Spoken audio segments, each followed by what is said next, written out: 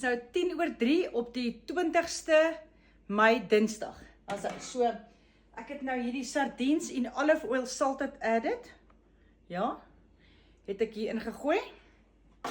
En ek gaan net dit eet. So ek gaan dit nou vir 72 uur doen, julle. Hier is my tip aan jou. Vir die hele 3 dae gebruik net een lap. Okay, maar nou nie as jy dalk mors jou ander lappies gebruik, anders gaan dit dalk vrot. Dis sommer net ek se pan in die gat as dit by net uitkom en reuke. En my man hou nie van hierdie tipe goed nie. So ja. Maar in elk geval dit is hoe dis hoe dit lyk. Ek gaan dit doen. 72 uur.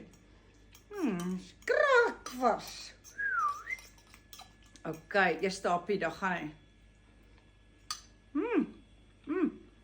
Is actually baie lekker.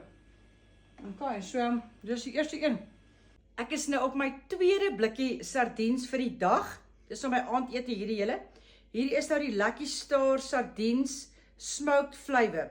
So wat ek doen is ek gooi 'n bietjie salade-seep in die bakkie en ek spoel hom uit voor ek dit in die asblik gooi.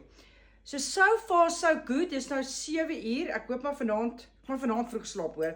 Ek het nog net 1 koppie tee gedrink, natuurlik sonder heuning, swart tee, sonder enige heuning. En dan moet ek net vir dit terugvoer gee. Hierdie Mayfair sardines, hierdie was baie lekker. Ek het hom so met 10 uit 10 bo gegee. Hy was verskriklik lekker. So ja. Okay, hierdie is 'n bietjie sterk.